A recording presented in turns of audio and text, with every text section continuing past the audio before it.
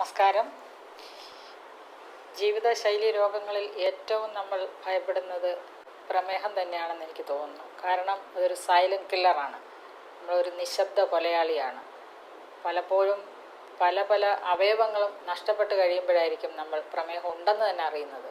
ഇതിൻ്റെയൊക്കെ പ്രധാനപ്പെട്ട കാരണം ഇൻസുലിൻ റെസിസ്റ്റൻസ് എന്ന ഒരവസ്ഥയാണെന്നുള്ളത് നിങ്ങൾക്കിപ്പോൾ പല പ്രാവശ്യമായിട്ട് ഞാൻ മറ്റു ഡോക്ടേഴ്സും പറഞ്ഞ് കേട്ടിട്ടുണ്ടാവും. ഇൻസുലിൻ റെസിസ്റ്റൻസ് അതെന്താണെന്ന് വെച്ചാൽ ഭക്ഷണത്തിൽ അടങ്ങിയിരിക്കുന്ന അന്നജത്തിൻ്റെ അളവാണ് ഇൻസുലിൻ റെസിസ്റ്റൻസിനെ തീരുമാനിക്കുന്നത്. എത്രത്തോളം അന്നജം കൂടുതലുണ്ട് അത്രത്തോളം ഇൻസുലിൻ റെസിസ്റ്റൻസ് നമ്മുടെ ശരീരത്തിനുണ്ടാവും. ഇൻസുലിൻ റെസിസ്റ്റൻസ് എന്ന് പറഞ്ഞാൽ ഇൻസുലിൻ ഉണ്ടാവാത്തതല്ല, ഇൻസുലിൻ കൂടുതലാകുന്നു. എന്ത് നമ്മൾ അന്നജപ്രധാനമായ ഭക്ഷണം കഴിച്ചാലും ഇൻസുലിൻ പെട്ടെന്ന് പാൻക്രിയാസിനകത്ത് നിന്നും ചാടി വരികയും ഉടനെ ഈ പറയുന്ന ഷുഗർ മോളിക്യൂളിനെ എടുത്തുകൊണ്ടുപോയി ആവശ്യത്തിന് ഒന്നുകിൽ എനർജിയായിട്ട് കൺവേർട്ട് ചെയ്യുക, അതല്ല അങ്ങനെ ഒരു പണിയില്ല എങ്കിൽ അത് നേരെ കൊഴുപ്പായി മാറുക എന്നുള്ള ഒരു പ്രതിഭാസമാണ് അതിലുണ്ടാവുക. അതിൻ്റെ ഭാഗമായിട്ട് എല്ലാ രക്തക്കുഴലുകളും ഞരമ്പും അടഞ്ഞു പോവുകയും ഇതിൻ്റെ കോംപ്ലിക്കേഷൻസിലേക്ക് നമ്മളുടെ ഓരോ അവയവങ്ങൾ, diabetic nephropathy, diabetic retinopathy, diabetic vasculopathy, diabetic neuropathy, ഇങ്ങനെ പല തരത്തിലുള്ള പതികളും നമ്മൾ അനുഭവപ്പെടും, നമ്മളുടെ ശരീരത്തിൽ ഉണ്ടാവും. അപ്പോൾ ഇത് നമുക്ക് ഏറ്റവും നിസ്സാരമായിട്ട് മാറ്റാൻ പറ്റുന്ന ഒരു റെസിപ്പിയുമായിട്ടാണ് ഞാനിന്ന് വന്നിരിക്കുന്നത്. ഞാൻ നേരത്തെ തന്നെ പറഞ്ഞിട്ടുണ്ട്, ഇൻ്റർമിറ്റൻറ്റ് ഫാസ്റ്റിംഗ് എന്ന് പറഞ്ഞാൽ എന്താണെന്ന് നിങ്ങൾക്ക് എല്ലാവർക്കും അറിയാം. 16 മണിക്കൂർ ഒരു ഭക്ഷണം ഇല്ല എന്നല്ല, നമുക്ക് വെള്ളവും അതുപോലെ തന്നെ കോഫിയും ബ്ലാക്ക് ടീയും ഒക്കെ ഷുഗറൊന്നും ഇല്ലാതെ കുടിക്കുന്ന ഒരു സമയം ഇൻ്റർമിറ്റൻറ്റ് ഫാസ്റ്റിങ്ങിൽ വൈകിട്ട് 6 മണി മുതൽ പിറ്റേ ദിവസം 10 മണി വരെയുള്ള ഒരു ഫാസ്റ്റിംഗ് വിൻഡോ. അത് കഴിഞ്ഞിട്ട് രാവിലെ 10 മുതൽ വൈകിട്ട് 6 മണി വരെ നമുക്ക് ഭക്ഷണം 3 നേരമോ 4 നേരമോ ഒക്കെ കഴിക്കാവുന്നതാണ്. അതല്ല 6 നേരം വരെ കഴിക്കാവുന്നതാണ്. അപ്പോൾ അതിനകത്ത് അടങ്ങിയിരിക്കുന്ന കാർബോഹൈഡ്രേറ്റിനകത്തുള്ള കലോറിയാണ് നമ്മൾ ശ്രദ്ധിക്കേണ്ടത്. അപ്പോൾ അത് യൂഷ്വൽ പ്രൊസീജിയറാണ്. അതിനകത്ത് പല വേരിയേഷൻസും ഉണ്ടാവാം. അതായത് 3 മീൽസ് എ ഡേ, അതാണ് ട്രൈ മീൽ എന്ന് പറയാം. രാവിലെയും ഉച്ചയ്ക്കും വൈകിട്ടും അതൊരു പ്രോട്ടോക്കോൾ, സാധാരണയുള്ളൊരു പ്രോട്ടോക്കോൾ ആണെങ്കിൽ അടുത്തത് 2 മീൽ എ ഡേ എന്ന് പറയും, 2 പ്രാവശ്യം. അപ്പോൾ 10 മണിക്ക് കഴിച്ചിട്ട് പിന്നെ 6 മണിക്ക് കഴിക്കുകയുള്ളൂ, ഉച്ചയ്ക്ക് കഴിക്കുകയല്ല. അപ്പോൾ ഇങ്ങനെ, പക്ഷേ ഈ സമയങ്ങളിലൊക്കെ നമ്മൾ കഴിക്കുന്നത് മാക്സിമം കാർബോഹൈഡ്രേറ്റ് കുറച്ചുകൊണ്ട് ബാക്കി ന്യൂട്രിയൻസും അതുപോലെ നല്ല പ്രോട്ടീനും നല്ല കൊളസ്ട്രോളും ധാരാളം അതിനകത്ത് അടങ്ങിയിരിക്കുകയും വേണം. കൂടാതെ ഇനി മൂന്നാമതൊരു വിഭാഗമുണ്ട്, 1 മീൽ എ ഡേ. ഓമാഡ് എന്നാണ് അതിന് പറയുന്നത്, 1 മീൽ എ ഡേ.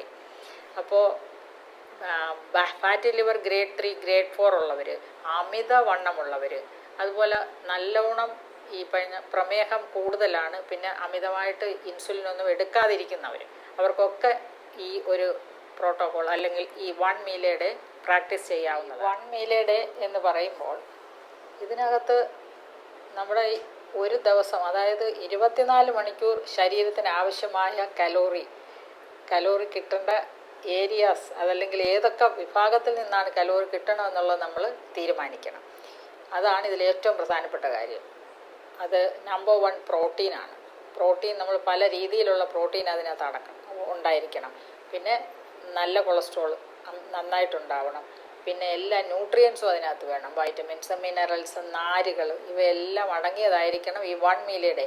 ഒരു ദിവസം ഇത് ഒരു നേരം കഴിച്ചു കഴിഞ്ഞാൽ വിശപ്പ് വരാനേ പാടില്ല. പിന്നെ നമ്മൾ കഴിക്കേണ്ട ഈ ബ്ലാക്ക് ടീ, അല്ലെങ്കിൽ കരിഞ്ജീരക ചായ, അല്ലെങ്കിൽ ബ്ലാക്ക് കോഫി, അല്ലെങ്കിൽ apple cider vinegar with water, അല്ലെങ്കിൽ ഗ്രീൻ ടീ, ഇവയൊക്കെ കഴിക്കാവുന്നതാണ്. അപ്പോൾ അത് ധാരാളം വെള്ളം നമ്മുടെ ശരീരത്തിൽ കിട്ടുകയും കുറച്ചുകൂടെ ഒരു സെൻട്രൽ സ്റ്റിമുലൻ്റ് ആയിട്ടുള്ള ഇൻഗ്രീഡിയൻസ് അടങ്ങിയ ടീയും കോഫിയും ഒക്കെ കഴിക്കാം. പക്ഷേ കലോറി ഇല്ല എന്ന് പറഞ്ഞാൽ ഒട്ടും അതിനകത്ത് ഷുഗറിൻ്റെ കണ്ടൻറ്റേ കാണാൻ പാടില്ല. അപ്പോൾ അങ്ങനെ ഉള്ള ഒരു 1 മീൽ എ ഡേ ആയിട്ട് നമുക്ക് പ്രാക്ടീസ് ചെയ്യാം. ഈ 1 മീൽ എ ഡേ എന്ന് പറഞ്ഞാൽ ഒരു കിലോ ഈ ഒരു രീതിയിലേക്ക് ഒരുവിധം നല്ല ഒരു എക്സസൈസും ചെയ്ത് യോഗയും മെഡിറ്റേഷനും ഒക്കെ പ്രാക്ടീസ് ചെയ്യുന്നവർക്ക് ഒരു കിലോ തന്നെ ഒരു ദിവസം കുറയ്ക്കാം ഈ 1 മീൽ എ ഡേയിൽ. അപ്പോൾ മറ്റുള്ള പ്രശ്നങ്ങൾ, അതായത് ഹൈപ്പോതൈറോയിഡിസം ഉണ്ടെങ്കിൽ തീർച്ചയായിട്ടും ഇത് കുറയില്ല. ഇതുപോലെ ഈ ഒരു മെറ്റബോളിസം വരില്ല, ഫാസ്റ്റർ ആവത്തില്ല. അതുകൊണ്ട് ഹൈപ്പോതൈറോയിഡ് പേഷ്യൻസ് ചിലപ്പം ഈ ഒരു റിസൾട്ട് അവർക്ക് കിട്ടണമെന്നില്ല. പക്ഷെ അല്ലാതുള്ള നോർമലായിട്ടുള്ള ആൾക്കാർക്ക് അമിതവണ്ണമുള്ളവർ ഫാറ്റി ലിവർ ഉള്ളവർക്കൊക്കെ പ്രാക്ടീസ് ചെയ്യാവുന്നതാണ് 1 മീൽ എ ഡേ. പിന്നെ ഇത് സ്റ്റാർട്ട് ചെയ്യുമ്പം ബുദ്ധിമുട്ട് എന്തെങ്കിലും ഉണ്ടെങ്കിൽ നിങ്ങൾക്ക് ആ സമയം കുറയ്ക്കാവുന്നതാണ്. 1 മീൽ എ ഡേ എന്ന് പറഞ്ഞാൽ 24 മണിക്കൂറിൽ ഒരു നേരമാണ് കഴിക്കുന്നത്. ഉച്ചയ്ക്കുള്ള ഒരു ഭക്ഷണം അല്ലെങ്കിൽ വൈകിട്ടുള്ള ഒരു ഭക്ഷണം, രാത്രി ഒരു നേരം കഴിക്കുന്നു. പിറ്റേ ദിവസം ഇങ്ങനെ ഡ്രിങ്കൊക്കെ കുടിച്ചിട്ട് പിറ്റേ ദിവസം രാത്രി കഴിക്കുന്നു. അങ്ങനെ ആ ഗ്രാജുവലി നമ്മൾ അതിലേക്ക് പ്രാക്ടീസ് ചെയ്യാവുന്നതാണ്. അപ്പോൾ ഇത് കണ്ടുകൊണ്ടിരിക്കുന്ന പലരും ഇത് ആലോചിക്കും, ഡോക്ടർ ഞങ്ങളെ കൊണ്ട് ഒരു ആഹാരവും കഴിപ്പിക്കത്തില്ലല്ലോ ഒരു ദിവസം. ഇപ്പം ആദ്യമൊക്കെ പറയും 2 മീൽ എ ഡേ അല്ലെങ്കിൽ 3 മീൽ എ ഡേ അല്ലെങ്കിൽ 6 മീൽ എ ഡേ ഒക്കെ പറഞ്ഞിരുന്നിട്ട് ഇപ്പം അവസാനമായപ്പം 1 മീൽ എ ഡേ ആയി എന്ന് നിങ്ങളൊക്കെ ചിന്തിക്കുന്നില്ലേ? എനിക്കറിയാം കുറേ ആൾക്കാരെങ്കിലും ചിന്തിക്കും ഭക്ഷണമേ കഴിക്കാൻ പറ്റത്തില്ല എന്നുള്ള ഒരവസ്ഥയിലേക്ക് ഡോക്ടർ ഞങ്ങളെ കൊണ്ടുപോയി എന്നൊക്കെ ചിന്തിക്കുന്നുണ്ടാവും. പക്ഷെ നിങ്ങൾ ആലോചിക്കണം, ഒരു ഫാറ്റി ലിവർ ഗ്രേഡ് 3 ഗ്രേഡ് 4 ഒക്കെ ആയിക്കഴിഞ്ഞാൽ പിന്നെ സിറോസിസ് എന്ന് പറയുന്ന ഒരു അവസ്ഥയാണ് പിന്നെ വരുന്നത്. നിങ്ങൾ ഓർക്കണം, നോൺ ആൽക്കഹോളിക് ലിവർ സിറോസിസ് എന്ന് വെച്ചാൽ നമ്മൾ അന്നജം, ചോറും ഇഡ്ഡലിയും ദോശയും പുട്ടും അപ്പവും ജിലേബിയും ലഡുവും ഒക്കെ കൂടുതൽ കഴിച്ചിട്ട് കിഴങ്ങും ഒക്കെ കഴിച്ചിട്ട് ഉണ്ടാവുന്ന ഒരു അസുഖമാണ് ഈ നോൺ ആൽക്കഹോളിക് ലിവർ സിറോസിസ് എന്ന് നിങ്ങൾ ഈ ഒരു യാഥാർത്ഥ്യം മനസ്സിലാക്കുക. അല്ലാതെ അവർ പോയി വെള്ളമടിച്ചിട്ടല്ല അവർക്കുണ്ടാവുന്നത്. അപ്പോൾ അതിൽ നിന്ന് നമുക്ക് മുക്തി നേടാൻ ഏറെ സഹായിക്കുന്ന നല്ല ഒരു റെസിപ്പിയാണ് ഇന്ന് നിങ്ങൾക്ക് വേണ്ടി ഞാൻ കൊണ്ടുവന്നിരിക്കുന്നത്. നമുക്ക് അതിൻ്റെ ഇൻഗ്രീഡിയൻസ് എന്താണെന്ന് നോക്കാം, തയ്യാറാക്കുന്നത് എങ്ങനെയാണെന്ന് നോക്കാം. വളരെ സിമ്പിൾ ആൻഡ് ഈസി ടു മേക്കാണ്. അപ്പം ഇതിനകത്ത് ഏറ്റവും കൂടുതൽ കണ്ടൻറ്റ് പ്രോട്ടീനാണ്.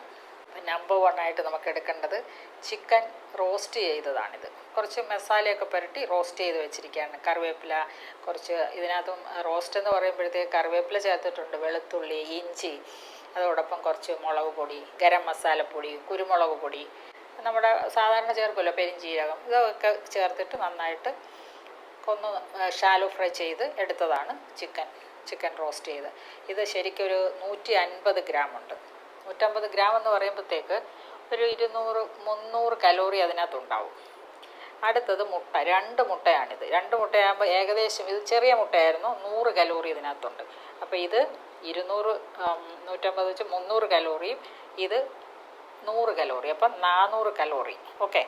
പിന്നെ അടുത്തത് ഒരു 50 ഗ്രാമിൻ്റെ ഒരു ടൊമാറ്റോ എടുത്തിട്ടുണ്ട്. ഇത് 50 ഗ്രാമിൻ്റെ ടൊമാറ്റോ എന്ന് പറയുമ്പോഴത്തേക്ക് അത് നമുക്ക് 100 ഗ്രാമിനകത്ത് വെറും 17 കലോറിയാണുള്ളത്. അപ്പോൾ ഇത് നമുക്കൊരു ആവറേജ് 8 കലോറി ഓർക്കാം അല്ലേ? അപ്പോൾ 300, 100, 400, 408. പിന്നെ അതുപോലെ ഒരു സവാള നമ്മൾ ഏകദേശം ഒരു 50 ഗ്രാം സവാള എടുത്തിട്ടുണ്ട്. അതും അതുപോലെ തന്നെ ഒരു 20 കലോറി അതിനകത്ത് വരും. പിന്നെ ഉള്ളത് സലാഡ് കുക്കുംബർ, സലാഡ് വെള്ളരി, അതും 13 കലോറിയാണ് 100 ഗ്രാമിലുള്ളത്. അപ്പോൾ ഇത് ഏകദേശം 50 ഗ്രാം സലാഡ് വെള്ളരി എടുത്തിട്ടുണ്ട്. പിന്നെ ആപ്പിൾ സിഡർ വിനിഗർ, കലോറി ഇല്ല. ആപ്പിൾ സിഡർ വിനിഗറോ അല്ലെങ്കിൽ ചെറുനാരങ്ങ നീരോ എടുക്കാം, അതൊരു 10 ml ഉണ്ട്. പിന്നെ ഉപ്പ്, കുരുമുളക് പൊടി, പിന്നെ മല്ലിയില, ഒരു 10 ഗ്രാം മല്ലിയിലയുണ്ട്. ഇതിനൊക്കെ കലോറി എന്ന് പറഞ്ഞാൽ ഹാർഡ്ലി ഒരു 5 കലോറിയൊക്കെ വരുള്ളൂ. പിന്നെ വെർജിൻ കോക്കനട്ട് ഓയിൽ, ഇത് നമുക്ക് 1 ടേബിൾ സ്പൂൺ ചേർക്കാം. 1 ടേബിൾ സ്പൂൺ എന്ന് പറയുമ്പോൾ ഇത് ഏകദേശം ഒരു ഗ്രാമിൽ ഏകദേശം 9 കലോറി വരും. അപ്പോൾ അതുകൊണ്ട് തന്നെ 1 ടേബിൾ സ്പൂൺ എന്ന് പറയുമ്പം 15 കലോറി, ഏകദേശം 90 കലോറി ഇതിനകത്ത് വരും. പക്ഷേ ഇതിൻ്റെ ഒരു ഗുണമെന്ന് വെച്ചാൽ ഈ കലോറി ഒന്നും തന്നെ നിങ്ങളുടെ ഇൻസുലിൻ കൂട്ടില്ല, നിങ്ങളുടെ ഷുഗർ വാല്യൂ കൂട്ടില്ല. കാരണം ഇതെല്ലാം തന്നെയും ഒരു ഫാറ്റ് മെറ്റബോളിസത്തിലേക്ക്, അതായത് കൂടുതൽ കീറ്റോൺസിനെ പ്രൊഡ്യൂസ് ചെയ്യുന്നതാണ്. മുട്ടയാവട്ടെ ചിക്കൻ ആവട്ടെ, മറ്റുള്ളതെല്ലാം ന്യൂട്രിയൻസും പ്രൊവൈഡ് ചെയ്യും. അപ്പോൾ എന്ത് പറ്റും, നമുക്ക് നല്ല എനർജി ഉണ്ടായിരിക്കും, വിശപ്പ് വരികയില്ല. ഇത് വയർ നിറയുകയും ചെയ്യും. കുറേ സമയം കഴിഞ്ഞ് വളരെ സ്ലോ ആയിട്ട് ഇത് ഡൈജസ്റ്റ് ചെയ്ത് നമ്മുടെ ബ്ലഡിലോട്ട് കയറുള്ളൂ. അപ്പം ഏകദേശം ഒരു ഫുൾനെസ് ഫീൽ ചെയ്യും, പെട്ടെന്ന് വിശപ്പ് വരില്ല. അതാണ് ഇതിൻ്റെ പ്രത്യേകത.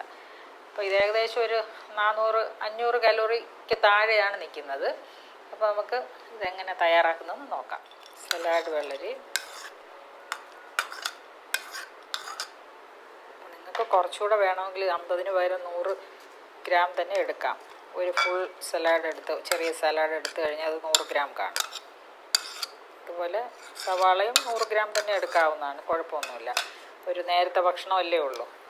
തക്കാളിയും ഒരു 100 ഗ്രാം തന്നെ എടുക്കാം.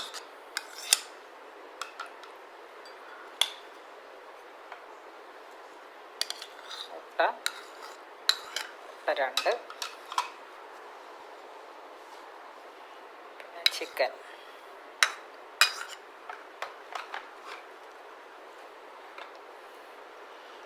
മല്ലിയില,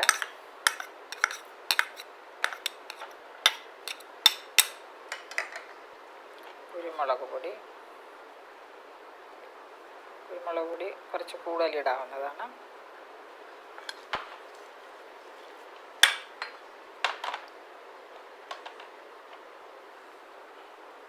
ആപ്പിൾ സിഡർ വിനിഗറോ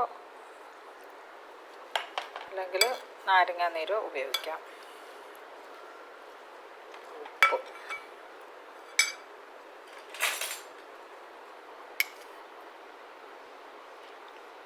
ചിക്കൻ്റെ അകത്ത് കുറച്ച് ഉപ്പുണ്ട്, അതുകൊണ്ട് ശ്രദ്ധിച്ച് ചേർത്താൽ മതിയാവും.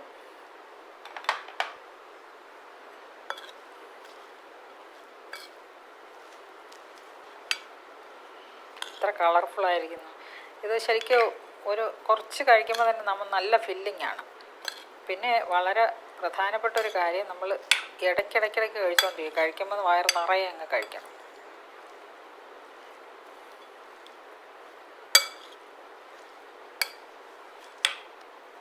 അവസാനം നമുക്ക് വെർജിൻ ഓയിൽ ഒഴിച്ചിട്ട് ടോപ്പ് അപ്പ് ചെയ്യാം.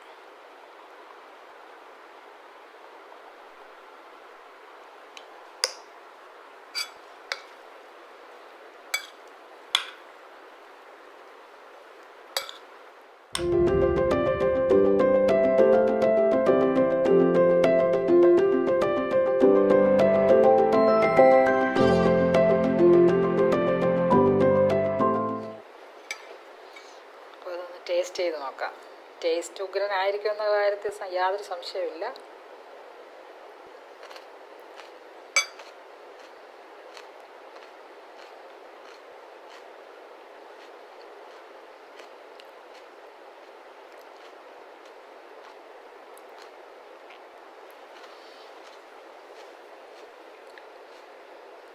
ശരിക്കും കോമ്പിനേഷൻ ഓഫ് ഡിഫറെൻറ്റ് ഫ്ലേവേഴ്സാണ് ഇതിനകത്തുള്ളത്. ഈ ഡിഫറെൻറ്റ് കളേഴ്സ് കണ്ടോ? കളറെല്ലാം തന്നെയും ആൻറ്റി ഓക്സിഡൻസും പോളിഫിനോൾസും ഫ്ലേവനോയിഡ്സും ഒക്കെ which are essential for the maintenance of body metabolism. നമുക്ക് ഒരു ഫുൾ മീൽ ബൈ ഇറ്റ് സെൽഫാണ്. ഇതിനകത്ത് കലോറി വളരെ കുറവാണ്, അന്നജമില്ല. അപ്പോൾ ഇങ്ങനെയുള്ള കീറ്റോജനിക് ഡയറ്റ് എന്ന് പറയാം. ഇത് കീറ്റോ ഡയറ്റ് എന്ന് പറയാൻ പറ്റില്ല. കീറ്റോ എന്ന് പറയുമ്പോൾ മുഴുവൻ ഫാറ്റായിരിക്കും. നമ്മൾ ഇതിനകത്ത് കീറ്റോജനിക് ഡയറ്റാണ്. ഫാറ്റും പ്രോട്ടീനും മാത്രമാണ് അതിനകത്ത്. ഇതിനകത്ത് എല്ലാ ന്യൂട്രിയൻസും വന്നിട്ടുണ്ട്. ന്യൂട്രിയൻസ് ഉള്ളതായിരിക്കണം. അതാണ് നമ്മുടെ ശരീരത്തിന് എപ്പോഴും ഹെൽത്തി ആയിട്ടുള്ളത്. ഒരു പ്യുവർ കീറ്റോ ഡയറ്റിലേക്ക് പോയാൽ കുറച്ച് നാൾ കഴിയുമ്പോഴത്തേക്ക് റീനൽ പ്രോബ്ലംസ് കൂടുതലായിരിക്കും. ഇതിൽ യൂറിക് ആസിഡിൻ്റെ അളവ് വരാനുള്ള സാധ്യതയുണ്ട്. കാരണം ഇതിൽ കൂടുതൽ പ്രോട്ടീൻ ഉള്ളതുകൊണ്ട്. പ്രോട്ടീൻ്റെ ഒരു ഡെറിവേറ്റീവ് ആണല്ലോ പ്യൂറിൻ. ആ പ്യൂറിനകത്തു നിന്നാണ് യൂറിക് ആസിഡ് ഉണ്ടാവുന്നത്. അപ്പോൾ ഇതിൽ യൂറിക് ആസിഡിനെ ന്യൂട്രലൈസ് ചെയ്യാനുള്ള ആപ്പിൾ സിഡർ വിനിഗർ, ഇത് വളരെ എക്സലൻറ്റ് കോമ്പിനേഷനാണ്. ആപ്പിൾ സിഡർ വിനിഗർ യൂറിക് ആസിഡിനെ കുറയ്ക്കും.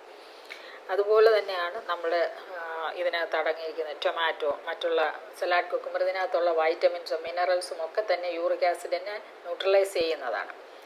പിന്നെ ഈ ഒരു 1 മീൽ എ ഡേ എന്ന് പറയുന്നതിൻ്റെ പ്രധാനപ്പെട്ട കാര്യം എന്ന് പറഞ്ഞാൽ, ഇതിൻ്റെ ഇടയ്ക്കിടയ്ക്ക് നമ്മൾ ഭക്ഷണം കഴിച്ചുകൊണ്ടിരുന്നാൽ ആ സമയത്തൊക്കെ ഇൻസുലിൻ വെളി വരും. അങ്ങനെ വരുമ്പം അത് വീണ്ടും ഇൻസുലിൻ റെസിസ്റ്റൻസിന് വഴിവെക്കും. അപ്പോൾ അങ്ങനെ ഉണ്ടാവാതിരിക്കാൻ ഏറ്റവും സഹായിക്കുന്നതാണ് ഏറ്റവും കുറഞ്ഞ ഫ്രീക്വൻസിയിൽ ഭക്ഷണം കഴിക്കുക എന്നുള്ളത്. എത്രയും കുറഞ്ഞ സമയം എന്ന് പറഞ്ഞാൽ കുറച്ച് പ്രാവശ്യം, ഏറ്റവും കുറച്ച് പ്രാവശ്യങ്ങളിൽ ഭക്ഷണം കഴിക്കുക. 3 പ്രാവശ്യം എന്നുള്ള 2 പ്രാവശ്യമോ 1 പ്രാവശ്യമോ ആക്കി കഴിച്ചു കഴിഞ്ഞാൽ ഏറ്റവും അത് ഗ്രാജ്വലി നിങ്ങൾ അതിലേക്ക് വന്നാൽ മതി. ഈ അസുഖങ്ങളുള്ളവർ ഗ്രാജ്വലി അതിലേക്ക് വന്നാൽ മതി. എപ്പോഴും അത് കൺസൾട്ടേഷൻ കഴിഞ്ഞ് ചെയ്യുന്നത് തന്നെയായിരിക്കും നല്ലത്, സ്വന്തമായിട്ട് തീരുമാനിക്കാതെ. ഓക്കെ, നമുക്ക് വീണ്ടും മറ്റൊരു വീഡിയോയിൽ കാണാം.